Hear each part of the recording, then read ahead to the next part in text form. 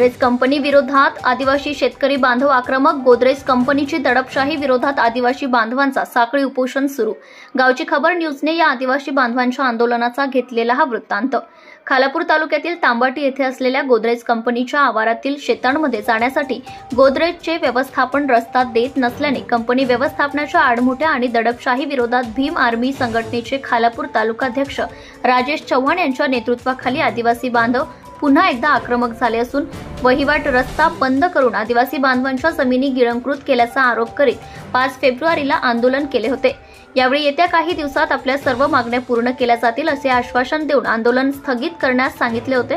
व्यवस्थापनावर विश्वास ठेवून आंदोलन स्थगित केले होते, मात्र दिलेला कालावधी उलटून गेला तरी जाणीवपूर्वक दुर्लक्ष केल्याने आदिवासी पीडित शेतकरी पुन्हा एकदा आक्रमक झाल्याने जोरदार घोषणाबाजी करत कंपनीच्या प्रवेशद्वारासमोर साखळी उपोषणाला सुरुवात केली असून उन्हाच्या कडाक्यात वृद्ध, महिला, पुरुष मंडळी ही न्यायासाठी या आंदोलनात सहभागी झाले आहेत। वहिवाटीचा रस्ता मिळावा व कंपनीच्या आतमध्ये असणारी आदिवासी बांधवांची जमीन शेतकरी बांधवांना मिळावी या मागण्यांसाठी आम्ही मागील 20 दिवसांपूर्वी आंदोलन केले होते, मात्र कोणतेही पुरावे नसताना आमच्याकडूनच कागदपत्रे घेऊन अडचणी आणण्याचा प्रयत्न करीत आहे। त्यामुळे आमच्यावर पुन्हा एकदा आश्वासन न पाळता आमच्या मागण्यांकडे दुर्लक्ष केल्याने पीडित शेतकरी वर्गाला घेऊन कंपनीच्या प्रवेशद्वारासमोर साखळी उपोषण सुरू केले आहे। यावेळी भीम आर्मी संघटनेचे प्रदेशाध्यक्ष सीताराम गंगावणे यांसह अन्य पदाधिकारी उपस्थित होते।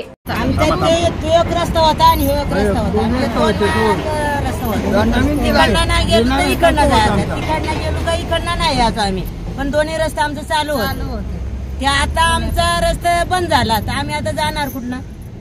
आता आम्हाला रस्ता जायला वाटच नाही तर जाणार, आमची जमीन पडून राहिली। गोदरेज कंपनी बोलते तुम्ही वडवळवर जावा। हा, तर वडवळवर आम्हाला जायला आणि यायलाच होतं, मग ते शेतात जायचं तर जाणार, आमची जमीन पडून राहिली। गोदरेज कंपनी बोलते तुम्ही वडवळवर जावा। हा, तर वडवळवर आम्हाला जायला आणि यायलाच होतं, मग ते शेतात जायचं कधी, काम करायचं कधी।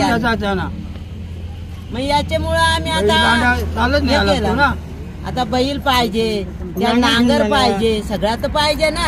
कानिष्ठा माणूस जाऊनच तिथे जायचा आणि हकलायचा न्यायचा। एवढा अन्याय आम्ही सहन नाही करणार। अन्याय सगळे एवढ्या आदिवासी लोकांवरती अन्याय होत असताना सगळ्या जणांनी डोळे झाकून बसणं हे आम्हाला मान्य नाही। त्यामुळे ही लढाई अशीच चालू राहणार आहे आणि हे आंदोलन जोपर्यंत न्याय मिळत नाही तोपर्यंत चालूच राहणार आहे। आम्ही आदिवासी आहोत म्हणून करते आहेत का? या एरियात कोणीच नाही का? आदिवासी असले म्हणून आमच्याकडे सगळे दुर्लक्ष करतात। असा अन्याय का होतोय आमच्या शेतकऱ्यांवर? किती वर्ष झाले आम्ही झटतो, पण निदान एक तरी कार्यकर्ता किंवा एक तरी पुढारी या एरियात असं त्याने आमची दखल घ्यायला पाहिजे होती। आजपर्यंत एकही पुढारी किंवा कोणी आलेलं नाही। मत मागायला बरोबर येतात आदिवासींकडे पाय पसरत, आणि त्यांची जेव्हा अडचण आहे तेव्हा का नाही येत? कुणीतरी यायला पाहिजे होतं ना। आजपर्यंत शेतकरी झटतात त्यांच्यासाठी, उलट त्यांच्यावर नाही ते आरोप करून कोर्टात खेचून हे करून त्यांचे अजून फरफट करत चाललेत। म्हणजे त्यांचा काय विचारच नाही करायचा, त्यांनी असंच मरायचं वाटतं। आता मात्र आम्ही इथं हटणार नाही। अशाने जर नाही ऐकलं ना, 4 दिवस वाट बघू, नाही तर सरळ रस्ता रोको आंदोलन करणार आहोत आम्ही, अजिबात हटणार नाही। आणि असं ना तसं रिकामच होणार, आमचा रस्ता मोकळा होईल। आता हा जो गेट करावा ना, तो तरी कायदा त्यांनी पाळावा ना। आमचा हक्क कसा काय दडपून बसलेत? जेव्हा हक्काची गोष्ट येते तेव्हा सगळ्यांचा हक्क सगळ्यांना मिळाला पाहिजे ना। म्हणजे गोदरेज कंपनी धंदेवाईक आहे। शेतकरी लोकांची जागा, शेतकऱ्यांच्या जमिनी यांनी हडप केलेल्या आहे। हा काही एक ठिकाणीचा प्रकार नाहीये, जिथं जिथं गोदरेज कंपनी तिथे हा प्रकार घडलेला आहे माझ्या माहितीप्रमाणे। आणि मी अगदी होश हवाश मध्ये बोलतोय। एखाद्या कंपनीवर मी जेव्हा आरोप करतोय त्यावेळेला मी परफेक्ट करतोय। या कंपनीने जिथं बी जमिनी घेतल्या सगळीकडे यांचे गोंधळ, मुंबईमध्ये गोंधळ आहेत, पुण्यात गोंधळ आहेत, सगळीकडे यांची लफडी। 20-2 मध्ये पण 30-2 मध्ये 30-2 मध्ये आम्हाला 30-2 मध्ये आम्ही बसतो। आम्ही कुठलाही कोर्टाचा अवमान वगैरे करत नाहीये। तो 7-12 आम्ही बाजूला ठेवलाय 6 तारखेपर्यंत, पण 30-2चा जो 7-12 आहे ती जमीन देखील आमची तिथंच आहे आणि त्या जमिनीसाठी आम्हाला वहिवाटीने हाच रस्ता मिळावा अशी आम्ही मागणी करतो। मी आता तहसीलदार PIशी बोललोय, कंपनीने त्या रस्त्यावर अतिक्रमण केलेलं आहे, त्यामुळे तो रस्ता आमचा पूर्ण वहिवाटीचा आहे, तो आम्हाला मिळालाच पाहिजे। आणि त्या जमिनीवर देखील अतिक्रमण केलंय। पहिल्या 4 शेतकऱ्यांच्या जमिनी स्वतःच्या नावावर करून घेतल्यात। आदिवासींच्या जमिनी सरकारच्या नावावर, त्यांच्या नावावर असतात, त्या कंपनीच्या नावावर होत नाहीत, परंतु त्या परस्पर पैसे देऊन करून घेतलेल्या आहेत। तोही विषय आता आम्ही काढलाय. त्यांना पैसे दिलेले नाही आणि त्यांना पैसे न देता घेतल्यात, पण आदिवासींच्या जमिनीत मुळात ट्रान्सफर होत नाही. हा कायदा आहे आणि तो कायदा असताना देखील गोदरेज कंपनीने त्या जमिनी नाव कसे केल्या, म्हणजे ह्याच्यात खूप मोठा भ्रष्टाचार आहे.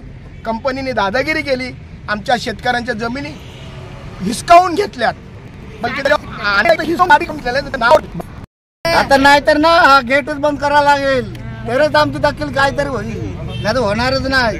महिना इथं असं राहिलं ना, इथं आपण बाहेर राहून काय नाही उपयोग होणार. महिनाभर राहिलं ते बोलतील आमच्या गाड्या चालू आहे, आमचा रस्ता चालू आहे, तुमचं काय आहे बस म्हणा. मग तिथं रस्त्यावर बसायला पाहिजे, त्यांच्या गाड्या अडवल्या पाहिजे,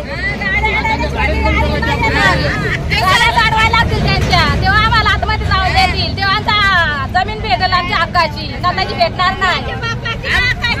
बापाची आहे तो जागा, बापाचा आहे, हे वाचमीन आलंय खरं, येतं बसून नको द्या. इथं काय पाहिजे बसायला, तिथं बसायला पाहिजे, तिथं बसल्याशिवाय नाही ऐकायचं. ते असंच आम्हाला ठाकराची माणसाला उडवतात, म्हणजे कानावत नाही घेत. Subscribe now and press the bell icon. Never miss an update.